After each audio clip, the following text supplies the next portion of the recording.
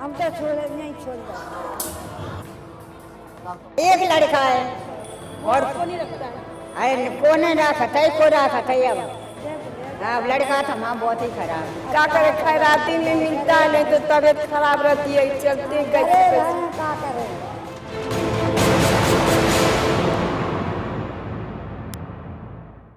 नमस्कार, स्वागत है आपका। मैं हूं आपके साथ अनुज श्रीवास्तव। परिवार वो सामाजिक ताना बाना है जो हमें विरासत में मिलता है और हम पर जिम्मेदारी होती है उसे आगे बढ़ाने की। लेकिन अगर परिवार के कुछ लोग इसे तोड़ने की कोशिश करते हैं तो जिंदगी बिखर सी जाती है। उन लोगों की जिन्होंने इसे बनाने में पूरी उम्र झोंक दी, टूट जाती है वो उम्मीद जो इन्होंने अपनों से की थी। कुछ ऐसा ही हाल है वृंदावन में रहने वाली उन निराश्रित महिलाओं का जिन्होंने हाल ही में बीजेपी सांसद हेमा मालिनी के बयानों के बाद से सुर्खियों में ला दिया। अगले आधे घंटे में हम आपको दिखाएंगे इन विधवाओं का जीवन और उनका अकेलापन। शायद इनको खास चश्मे से देखने वालों का दिल इनकी हालत देखकर कुछ पसीज जाए। सब कोई है, फिर आपको छोड़ दिया है। हम तो छोड़े नहीं छोड़ एक लड़का है और नहीं रखता है। अरे कोने ना सटाई को रहा सटाई अब लड़का था माँ बहुत ही खराब है। क्या करे, खैराती में मिलता है, नहीं तो तबीयत खराब रहती है, चलते क्या करें।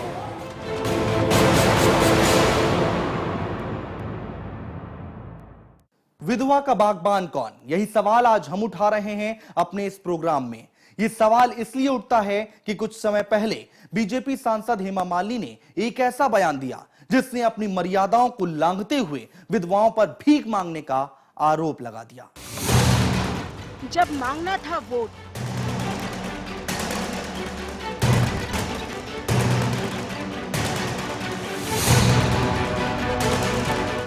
तो विधवाओं का लिया आशीर्वाद।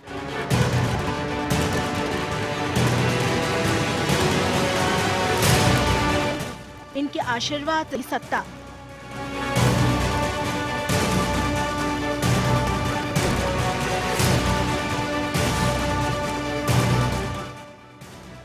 लेकिन जब करना है क्षेत्र का विकास,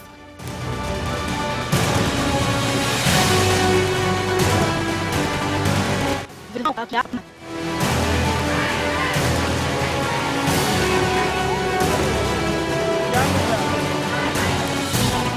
आजकल बोली हुई है।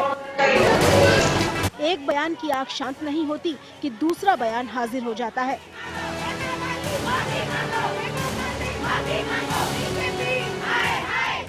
हमारे नेता कब अपनी मर्यादा तोड़ दे कहा नहीं जा सकता।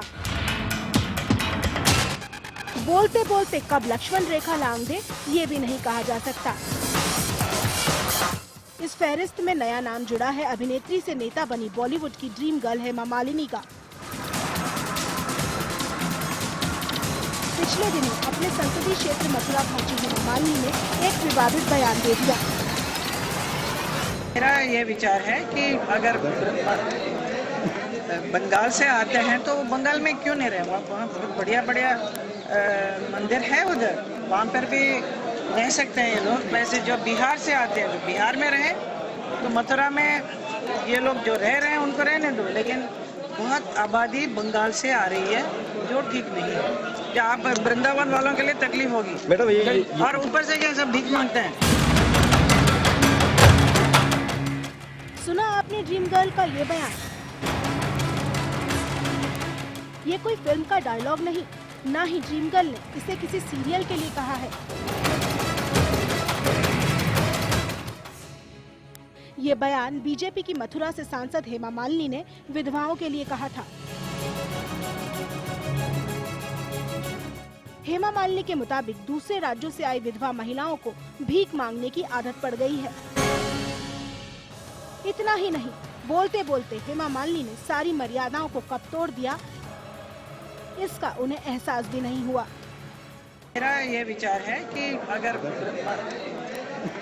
बंगाल से आते हैं तो बंगाल में क्यों नहीं रहे, वहाँ बहुत बढ़िया बढ़िया मंदिर है उधर, वहाँ पर भी रह सकते हैं ये लोग। वैसे जो बिहार से आते हैं तो बिहार में रहें, तो मथुरा में ये लोग जो रह रहे हैं उनको रहने दो। लेकिन बहुत आबादी बंगाल से आ रही है, जो ठीक नहीं है। जो आप वृंदावन वालों के लिए तकलीफ होगी मैडम ये और ऊपर से क्या सब भीख मांगते हैं। हेमा के बड़बोलेपन से विधवाओं को तो चोट लगी ही, राजनीतिक दल भी उनके इस बयान से सकते में आ गए। उन्होंने इसे महिलाओं का अपमान और क्षेत्रवाद की राजनीति बताने में जरा भी देर नहीं की। हेमा मालिनी जी का जो शर्मनाक बयान आया है विधवाओं को लेके, उसका हम कड़े शब्दों में विरोध करते हैं। और हेमा मालिनी जो खुद तमिलनाडु में जन्मी है, मुंबई में जाके अपना व्यवसाय किया, जिन्होंने मथुरा में जाके सांसद बनी, वो इस तरह का बयान गरीब विधवाओं के लिए दे रही हैं। बहुत ही असंवेदनशील है, शर्मनाक है और घटिया है। और जिस तरह से वो विधवाओं के लिए कह रही हैं कि वो आदतन भिखारी हैं, ये उन्होंने कहा कि भीख मांगने की उनकी आदत पड़ गई है, बैंक बैलेंस है उनके पास, तो हेमा मालिनी को नहीं पता इस देश में विधवाओं की क्या स्थिति रहती है। और इस शर्मनाक बयान के लिए वो उनको माफी मांगना चाहिए। और हम तो सोचते हैं कि वो अपने व्यक्तित्व के माध्यम से उन्होंने जो भारतीय जनता पार्टी की सोच महिलाओं के लिए है उसको दर्शाया है। और ऐसी महिला सांसद को संसद रहने का भी कोई अधिकार नहीं जिसको इस देश में विधवाओं की स्थिति का ज्ञान ना हो। अभिनेत्री से नेता बनी हेमा मालिनी जी, जरा संभल के, ये कोई फिल्म का सेट नहीं, ये जनता की अदालत है। जिस आशा और तेजी से जनता ने आपको पलकों पे बैठाया है, उतनी ही तेजी से ऐसे विवादित बयान से आप जनता की आंखों में गिर भी सकती हैं। वृंदावन से वीडियो जर्नलिस्ट विनय के साथ प्रख्या सिंह, भास्कर न्यूज। बीजेपी सांसद हेमा मालिनी के बयान के बाद खूब राजनीतिक बयानबाजी हुई, लेकिन मथुरा और वृंदावन की इन बेसहारा महिलाओं का दर्द सुनने कोई नहीं आया। यहां से पहली बार सांसद बनी हेमा मालिनी भले ही इनको बोझ समझें, लेकिन यहां पर इनको लोग इनको मां कहते हैं। बावजूद ऐसे लोगों की भी कमी नहीं जो इनको दान देकर पुण्य कमाने का जरिया समझते हैं।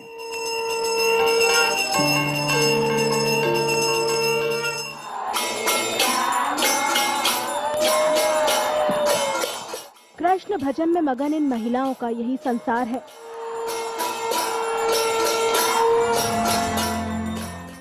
भगवान को खुश करने के लिए नियमित तौर पर ये महिलाएं वृंदावन के भजन आश्रम में जुटती हैं।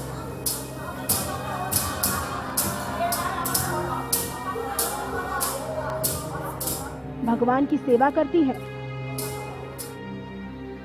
और उन पलों को भूलने की कोशिश करती हैं जिनसे गुजरकर वो यहाँ तक पहुंची।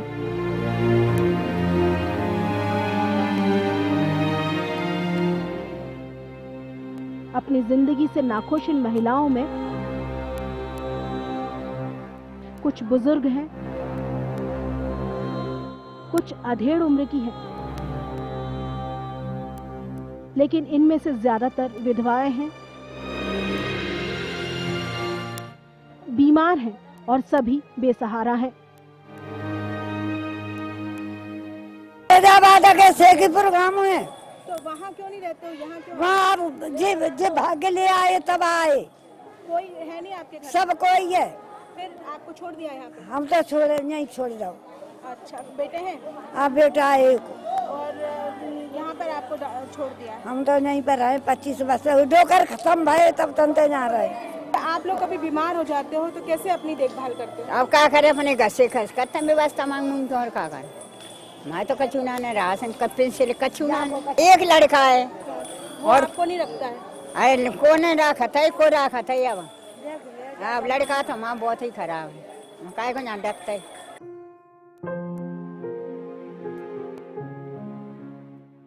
आंखों में खामोशी और भावशून्य चेहरा, इन महिलाओं की जिंदगी में ऐसा कोई रोमांच नहीं रहा जो इनको कुछ नया करने के लिए प्रेरित कर सके।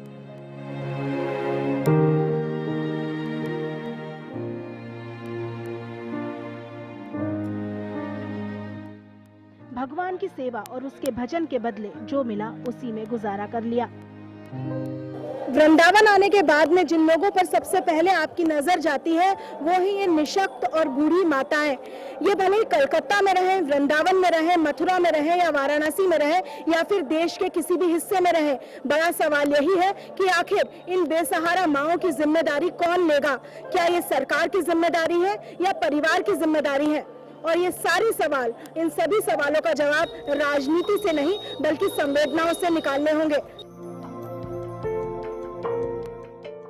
पेट की आग बुझाने और बदन में 2 जोड़ी कपड़ों के लिए इतना कुछ करने के बाद भी इनकी जरूरत पूरी नहीं होती तो मजबूर होती हैं छोटे छोटे काम करने के लिए या फिर भीख मांगने के लिए।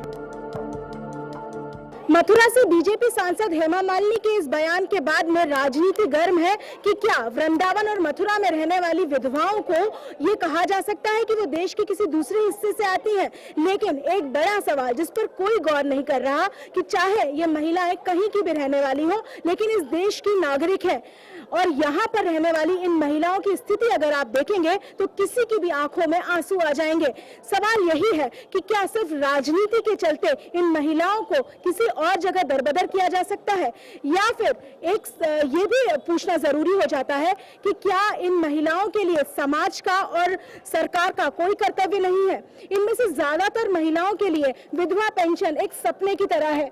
ज्यादातर महिलाओं के पास राशन कार्ड भी नहीं है, पहचान पत्र भी नहीं है। तो फिर बड़ा सवाल यही है कि ये सब सुविधाएं इन्हें कौन देगा? जो सांसद इनको ये सब सुविधाएं दे सकती हैं एक महिला होने के नाते जो संवेदना की उम्मीद उनसे की जानी चाहिए, उसकी बजाय उनका ये बयान आता है कि यहाँ से लोग कलकत्ता में आते हैं। ये देश सबका है, इस देश में हर जगह पर कोई भी लोग कहीं पर भी रह सकते हैं। लेकिन सबसे बड़ा सवाल यही है कि इन सबके बीच में इन महिलाओं की, इन निराश्रित महिलाओं का ध्यान कौन रखेगा?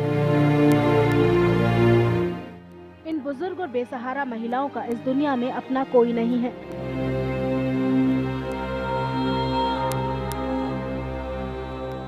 लेकिन जिस ऊपर वाले ने इनको जिंदगी दी उससे इन्हें कोई शिकायत नहीं। शिकायत है तो अपनों से जिनको इन्होंने इस हाल में छोड़ दिया। वृंदावन से वीडियो जर्नलिस्ट विनय के साथ प्रख्या सिंह, भास्कर न्यूज। कृष्ण की आराधना और इनकी पूजा में अपना जीवन गुजार रही इन महिलाओं की हर कहानी दूसरी कहानी से बिल्कुल अलग है। कोई यहाँ भगवान में लीन होने के लिए यहाँ है तो बहुत सी ऐसी महिलाएं हैं जिनको उनके घर वालों ने निकाल दिया। मजबूरी में दिन काट रही हैं। ऐसी कई महिलाएं हैं जिन्होंने कभी किसी के आगे हाथ नहीं फैलाया और ना ही वो फैलाना चाहती हैं।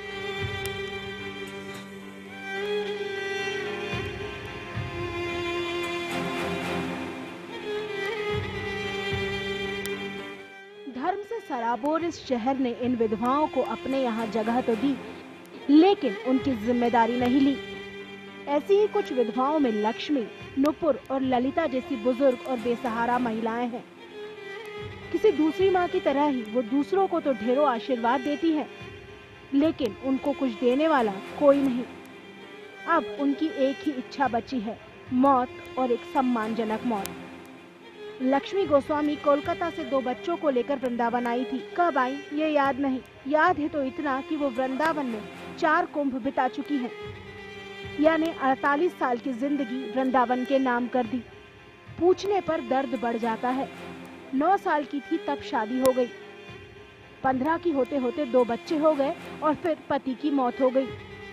माँ ने कुछ दिनों तक अपने साथ रखा, फिर एक दिन वो एक गुरु के पास वृंदावन छोड़कर चली गई। लक्ष्मी कहती है कि गुरु बहुत अच्छे थे, उन्हें खाना बनाने के काम पर रखा। पूरी जिंदगी ऐसे ही बीत गई। बेटी की शादी हो गई, बेटा खड़गपुर में परिवार के साथ रहता है लेकिन बहू लक्ष्मी को साथ नहीं रखना चाहती और इसीलिए आज वृंदावन उसका परिवार है, उसका घर भी।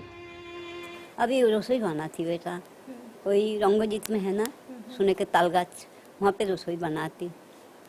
ऊपर में हमारी गुरु पिस्मा था, राधा रमन गोसाई है ना, राधा रमन गोसाई घर में किराए में था। 150 रुपया किराए हमारी गुरु पिस्मा ही देती। और वही अपना स्कूल है ना, लाल बाबू के सामने स्कूल है, वो स्कूल में 2 लड़का के पढ़ाती है हमारी गुरु पिस्मा, खूब सहारा करी।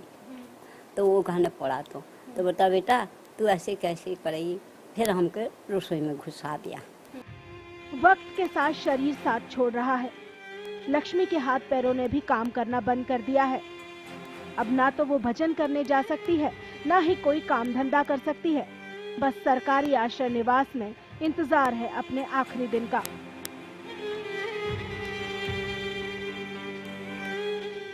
शिलोंग की रहने वाली नुपुर की कहानी भी ज्यादा जुदा नहीं।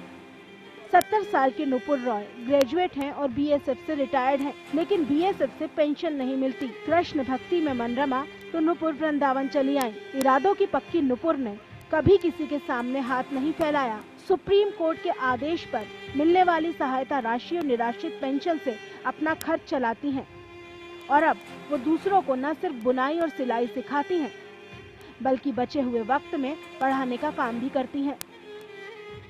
1935 से हम पढ़ाई करता है। 1947 रेफरेंडम हुआ, क्लास 3 में पढ़ा। 1948 में हम लोग क्लास 4 में पढ़ा। हम फेल नहीं करा, हम सरकार से रुपया मिलने से पढ़ाई करा। अच्छा, उसके बाद में आपने बॉर्डर सिक्योरिटी फोर्स में भी काम करते थे। यहाँ कैसे आ गए, वृंदावन कैसे आ गए? और आपने बोला पेंशन भी नहीं मिलता है आपको। रिटायर्ड होने से आया, उसको जो बोला पेंशन नहीं देगा, अगर हम लोग जाएगा वृंदावन, बिहारी जी राधा वल्लभ दर्शन करेगा, हमको ठाकुर खाए, ठाकुर को दर्शन करेगा, हमको पेंशन नहीं चाहिए, और छूट दिया। ललिता का अपना भरा पूरा परिवार है, जिसमें 3 बेटियां और 1 बेटा है। नाती पोते सब कुछ है। बुढ़ापा ठीक से गुजर पाता, लेकिन उसके पहले ही ललिता को वृंदावन आना पड़ा। तो बोल जाने मैंने बहू के शान नहीं बनती, बहू अच्छी नहीं थी। बच्चे तो रोते हैं अम्मा अम्मा करके। घर की याद नहीं आती आपको? आती है, क्यों नहीं आती है। 6 साल हो गए हैं यहाँ, 6 साल हो गए हैं। कभी मन करता है कि घर चले जाओ? मन तो करता है, बहू को देखकर दिल नहीं करता है जाने को, क्या करूं। अच्छा, ये बताओ कि आपको पेंशन यहाँ पर मिली? ना, 2 बार हमको 1800 मिल गए हैं बैंक से। अच्छा। अब चाहे पेंशन है चाहे कुछ है, मैं तो अनपढ़ हूँ, गंवार हूँ। मेरे देश में स्कूल नहीं था मेरे समय में। हाँ, लिखी नहीं पढ़ी नहीं, अपना नाम लिखना भी नहीं। क्या चाहते हो आप अपने लिए? क्या चाहती हूँ, कुछ नहीं, बस 2 रोटी मिल रही है, भगवान की कृपा से राशन मिलता है, बनाती हूँ, खाती हूँ, गैस रखा है। खुश हो आप अपनी जिंदगी से? क्या करूँ, फिर खुश रहना ही पड़ता है। ये मैया अच्छी है। बहू से परेशान ललिता ने आत्मसम्मान बचाने की खातिर घर छोड़ दिया, तो भला वो यहाँ आत्मसम्मान से कैसे समझौता कर सकती थी? ललिता कहती है कि उन्हें भूखा मर जाना पसंद है, पर भीख मांगना नहीं। उनका खर्च 400 रुपए की विधवा पेंशन से चलता है। इतने कम पैसों से जिंदगी चलना बेहद मुश्किल है, लेकिन सवाल फिर वही है कि उम्र के इस पड़ाव पर जाएं तो कहां जाएं? वीडियो जर्नलिस्ट विनय के साथ प्रख्या सिंह, भास्कर न्यूज, दिल्ली। वृंदावन में रहने वाली इन बेसहारा महिलाओं के लिए कुछ उम्मीदें हैं तो इनको मिलने वाली सरकारी पेंशन, लेकिन यहां रहने वाली सभी विधवाएं इतनी खुशनसीब नहीं हैं। ज्यादातर ऐसी हैं जो मजबूर हैं, बेसहारा हैं, इस जद्दोजहद में रहती हैं कि कम से कम 2 जून की रोटी तो नसीब हो जाए।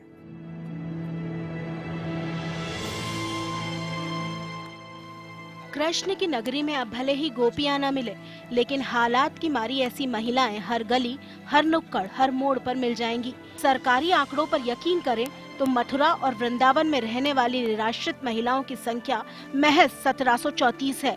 इनमें से करीब 950 सरकारी या गैर सरकारी आश्रमों में रहती हैं और ये निर्भर है उस पेंशन पर जो इनको हर महीने मिलती है। डिस्ट्रिक्ट लीगल एड सर्विस द्वारा ये वृंदावन की विडोज का सर्वे कराया गया था, जिसमें संख्या 1734 आई थी। आश्रय सदन में रहने वाली महिलाओं की संख्या और बाहर भी रहने वाली महिलाओं की संख्या। तो सर्वे थोड़ा फ्लक्चुएट भी कर सकता है क्योंकि एक्यूरेट कोई महिला नहीं मिली। और उसमें ये भी मैं स्पष्ट बता दूं कि यहाँ पे 5 सदन सरकार के द्वारा चलाए जाते हैं, जिसमें 3 सुधार योजना के अंतर्गत भारत सरकार से महिला कल्याण निगम उत्तर प्रदेश संचालित करता है सहयोग से, और 2 आश्रय सदन मीरा सहभागिनी योजना के हैं जो स्टेट गवर्नमेंट संचालित करता है। इसके अलावा 3 जो हैं 2 आश्रय सदन प्राइवेट NGO भी चलाते हैं। एक गिल्ड फॉर सर्विस करके माधाम चलाता है और एक वुमेन कॉन्फ्रेंस द्वारा तराश मंदिर में चलता है। तो इन सभी आश्रय सदनों में रहने वाली महिलाओं की संख्या अगर हम निकालें तो करीब 971 आती है। 971 महिलाएं हमारे आश्रय सदनों में एक साथ रह सकती हैं। इसके अलावा हमारे प्राइवेट भी महिलाएं रहती हैं वहाँ के।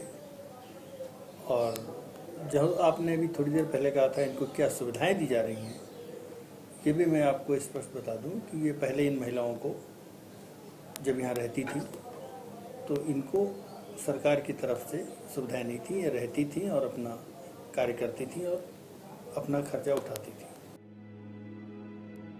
यहाँ रहने वाली महिलाओं की खराब हालात को देखते हुए कुछ लोग भले ही यहाँ पर ऐसी महिलाओं के प्रवेश पर रोक लगाना चाहते हों, लेकिन सुप्रीम कोर्ट ने संवेदनशीलता दिखाते हुए कुछ महिलाओं के लिए ऐसा इंतजाम कराया है कि वो अपनी बाकी की उम्र इज्जत और सम्मान से जी सकें। सर्वे हुआ, महीने बाद वहाँ पहुँचे वेरिफिकेशन के लिए तो वहाँ ही नहीं रही। तो अगर उनका स्थायित्व एक जगह हो तो उनको सुविधाएं देने पे सरकार सोचे, क्योंकि यहाँ उत्तर प्रदेश के अलावा अन्य विभिन्न प्रांतों से महिलाएं आती हैं। वेस्ट बंगाल से आती हैं, उड़ीसा से आती हैं, बिहार से आती हैं। अब वो एक जगह रहें, हो सकता है वहाँ भी विधवा पेंशन ले रही हैं, मे भी पॉसिबल, अगर गरीब है संभव हो सकता है। तो एक जगह रहें, उनकी जानकारी हो। यहाँ तो झुंड की झुंड लोग आते हैं, तीर्थयात्रियों से महिलाएं हैं, बच्चे भी हैं, आते हैं, दर्शन करते हैं, किसी धर्मशाला में रुके, चले गए। अधिकांश संख्या यहाँ पे विधवाओं की जो बात कर रही हैं वो वेस्ट बंगाल से। लेकिन जमीनी हकीकत सच्चाई से कोसों दूर है। इन आश्रमों में रहने वाली महिलाओं के अलावा कई महिलाएं ऐसी भी हैं जो अलग अलग इलाकों में किराए के कमरों में रहती हैं, जिनकी संख्या हजारों में है, जिनके पास अपनी पहचान साबित करने के लिए वोटर आई कार्ड या राशन कार्ड जैसा कोई सरकारी दस्तावेज नहीं है। और बहुत सी महिलाओं को तो ये भी नहीं मालूम कि वो किसी पेंशन की हकदार हैं। यहाँ भजन में कितना बार आया, फोटो सब ले गया, बना नहीं, कार्ड नहीं बना। नहीं। आप चाहते हो कि आपको पेंशन मिले। हाँ, हमारा खर्चा नहीं चलता। भजन में काम मिलता है, खाली 5 रुपये ये बेला, शाम को 7 रुपये। क्या करे, खैराती में मिलता है, नहीं तो तबीयत खराब रहती है, चलते कैसे क्या करें। तकलीफ सिरैया आवे, किराए पर रहे है, कोई है नहीं, अपनो नहीं है कोई। बेटा कोई नहीं। बेटा खत्म हो गए, बेटी बू खत्म हो गई। अच्छा, आप अकेले हो एकदम? हाँ बे अकेले, और न्यू तो अपने है जैसे बहनन के, तो लेकिन यहाँ पे अकेले रहते। हाँ, अब तो अकेले। क्या चाहते हो आप यहाँ पे? ऐसा हमारी कोई पेंशन बन जाए, कछु है जाए, नहीं का हमारा कछु नहीं है, कोई राशन नहीं, कोई पेंशन नहीं, कोई कछु। ये सच है कि यहाँ रहने वाली 70% से ज्यादा महिलाएं पश्चिम बंगाल और उड़ीसा से आती हैं। कानूनन ये महिलाएं अपने बच्चों से गुजारा भत्ता पाने की हकदार हैं, और अगर किसी के पति की मौत हो गई हो तो इनको संपत्ति में भी अधिकार मिलना चाहिए, लेकिन ऐसा होता नहीं और इनके अपने ही इन्हें यहाँ भगवान भरोसे छोड़ जाते हैं। वृंदावन जो एक आध्यात्मिक केंद्र है, और यहाँ ये सबसे बड़ी समस्या के रूप में विधवा वाली समस्या है। सरकार की तरफ से कुछ कर रखा है, लेकिन जो जितना करना चाहिए था उतना नहीं हो पा रहा है। समस्या जो गंभीर है, क्योंकि सबसे बड़ी समस्या ये है कि विधवाएं कहाँ से आती हैं, बहुत दूर दूर से आती हैं, अन्य प्रदेशों से बहुत हैं। इसके लिए काफ़ी कार्य करने की यहाँ पे आवश्यकता है। वृंदावन और मथुरा की हालत बनारस और इलाहाबाद जैसे दूसरे धार्मिक स्थानों से जुदा नहीं है। सदियों से परंपरा के चलते यहाँ आने वाली निराश्रित महिलाएं एक उम्मीद लेकर आती हैं, फिर चाहे उनकी पहचान किसी दूसरे राज्यों की ही क्यों न हो। लेकिन सवाल यही है कि बेघर होने के बाद इनको आसरा और सम्मान कौन देगा। वृंदावन से वीडियो जर्नलिस्ट विनय के साथ प्रख्या सिंह, भास्कर न्यूज।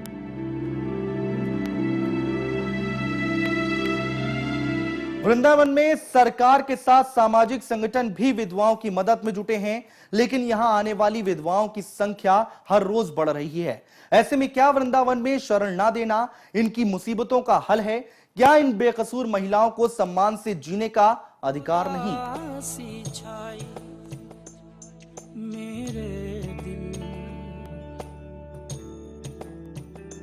कैसी गहरी है ये तन्हाई मेरे दिल।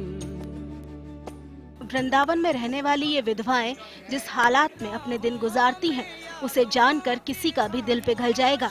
ये बात अलग है कि इनके अपनों के दिल पत्थर हो चुके हैं। ऐसे में हेमा मालिनी के बयान पर गुस्सा उठना लाजमी है, लेकिन अफसोस गुस्सा संवेदनाओं से ज्यादा राजनीति से जुड़ा है। ऐसा नहीं है कि देश में ऐसी महिलाओं के लिए कानून ही नहीं। बुझ गया क्यों हर दिया। 2007 में बने maintenance and welfare of senior citizen act में हर माँ बाप को अपने बच्चों से गुजारा भत्ता लेने का अधिकार है, और ऐसा ना हो पाने के हालात में बच्चों को जेल या जुर्माने का भी प्रावधान है। लेकिन लोगों में न तो एक्ट को लेकर जागरूकता है, न ही प्रावधान इतने कड़े हैं कि लोगों में इसको लेकर कोई डर हो। ऐसे में जरूरी है कि इस एक्ट को सख्ती से लागू किया जाए और अपनों को बेसहारा छोड़ने वाले बच्चों को कड़ी सजा दी जाए। तुझको पता है ऐसा ही सदा होता है, जाना ही था वो जो गया दिल तू अकेला ऐसे क्यों भला रोता है। हिंदू सेक्शन एक्ट 1955 में बदलाव करके हाल ही में पैतृक संपत्ति में पत्नी और लड़कियों को भी अधिकार दिया गया है, लेकिन ज्यादातर मामलों में ये अधिकार महज कागजों में ही कैद होकर रह गया है। इसके लिए भी महिलाओं, खास तौर से ग्रामीण और अशिक्षित महिलाओं को जागरूक करने की जरूरत है, ताकि कम से कम उन्हें मूलभूत जरूरतों के लिए किसी के आगे हाथ न फैलाना पड़े। भूल जा। वृंदावन से वीडियो जर्नलिस्ट विनय के साथ प्रख्या सिंह, भास्कर न्यूज। कृष्ण नगरी वृंदावन को हिंदू धर्म का बड़ा तीर्थ माना जाता है, जहां हर साल करोड़ों श्रद्धालु अपने पाप धोने आते हैं। तो दूसरी ओर यहां इन विधवाओं के नाम पर कई छोटे बड़े आश्रमों में करोड़ों रुपए का चंदा भी जमा होता है, लेकिन ये खर्च कहां और कैसे होता है ये शायद चंद ही लोगों को पता है।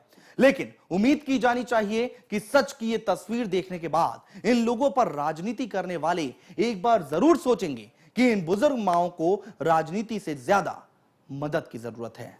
नमस्कार। सबको ये फिर आपको छोड़ दिया है? हम तो छोड़े नहीं छोड़ता। एक लड़का है और को नहीं रखता है। अरे कोने रखा था को रखा था। अब लड़का था माँ बहुत ही खराब है। क्या करे, खैराती में मिलता है नहीं तो तबीयत खराब रहती है, चलते कैसे। क्या करे